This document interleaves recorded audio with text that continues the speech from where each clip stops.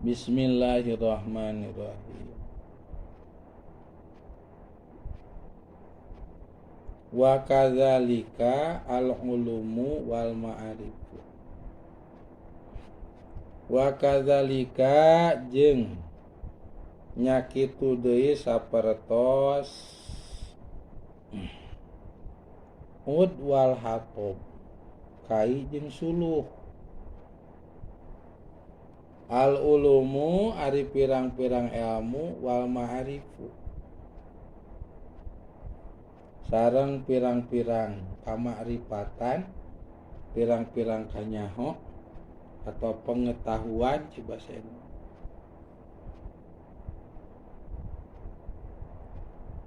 Eta la tanpa'u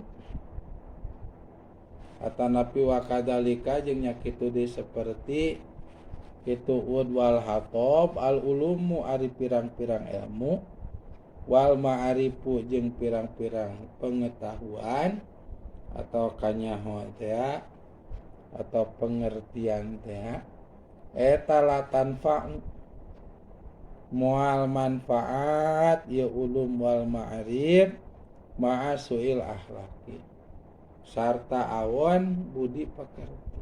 Masyaallah ngrasinu kamari ilmu anu kurang ditimba salajengna pengetahuan anu kurang digali moal jadi kamanfaatan eta ilmu jeung pengetahuan teh lamun dialakna eta ilmu teh digali na eta pengetahuan teh ku jalmi anu awon budi pakarti anu awon akhlak kitu nya moal jadi kamanfaatan tah atuh sawangsulna tina manfaat teh nyata henteu jadi kamanfaat. Itu terjadi kamanfaatan henteu jadi kasaya. Sedengkeun ari ilmu bawaanna teh yahruju minaz zulumati ila nur, membawa atanapi ngaluarkeun ka jami-jami tina poe kana caan. Itu eta bawaan ilmu. Toy ma'arif pengetahuan. Nah, nyata wawasan teh akanya. Mungkin luas pengetahuannya, mungkin dalam pengetahuannya, maka hidupnya mungkin berisi.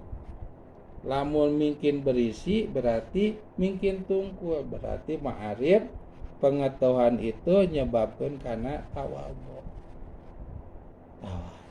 Itunya. Kedah nama kitu ku sabab ilmu dialakna ku anu awon akhlakna, pengetahuan digalina ku anu awon akhlakna, maka itu ilmu bukan memberikan suatu kemanfaatan. Pengetahuannya pun juga bukan memberikan suatu kemanfaatan. Naon atuh nu di ciptakeunana anu dibikeunna justru nyata nyiptakeun ka madaratan. Nyata yakhruju minan nuri ilaz zulumat. Nya mamawana teh nungtun-nungtuna teh gitu. Ngaluarkeunana jami-jami teh tina bener kana salah. Gitu. Tina bener kana saku sabab anu mamawana teh katempo cenah boga ilmu katempo kagungan pengetahuan dina ilmu itu anu sok padahal ngalakna ngagalina eta ilmu teh dibarengan ku akhlak anu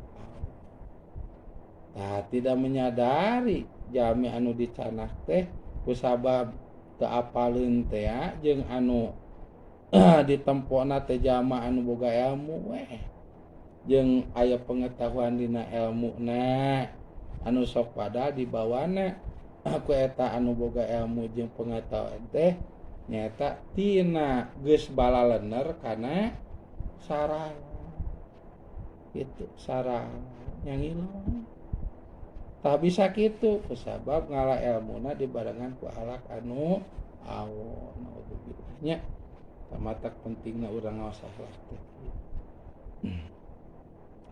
wafil hadisi jeung eta tetep dina hadis inna asyadana si azaban yaumal qiyamah alimun lam yanfa'hullahu bilmihi itu wafil hadisi jeung eta tetep dina hadis inna asyadan nas ari lapat inna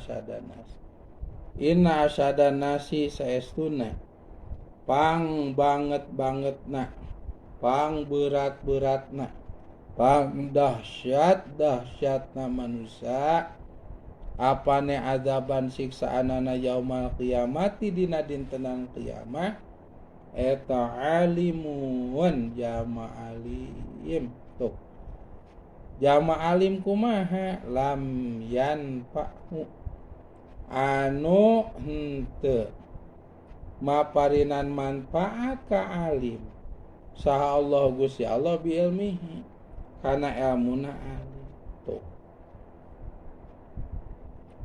saur hadis ya siksa anu kalintang beratna siksa anu kalintang dahsyatna siksa anu kalintang beungeusna itu ke di poe kiamah nyata siksa anu bakal dipaparinkeun ka jamaah alim nu kumaha pan eta mah alim jama ngarti kana agama gaduh ilmu gaduh pengetahuan agama nyata lam yanfa'hullahu biil mihi anu teu maparinkeun manfaat Allah kana ilmuna eta alim muhun ari ilmu agama nama itu aya pengetahuanana aya tapi ku sabab ngalana dibarengan ku akhlak anu awon jadi kuasa ilmu jeung pengetahuanana teh lain yakhruju minazulumati ila nur tapi yakhruju minanuri ila zuluman itu mena'udzubillahnya tuh kada ye bab ngaji Masya Allah komo ya, akhir zaman teh nenek ya, akhir zaman lain lagi bruh breh ya para rembong mana nu nungtun kana leres mana nu ngusrukeun kata rembong tah akhir zaman kieu mah euy deui kana pitulung Gusti wal patatul muta'alimatu ida tagoyarot alakuha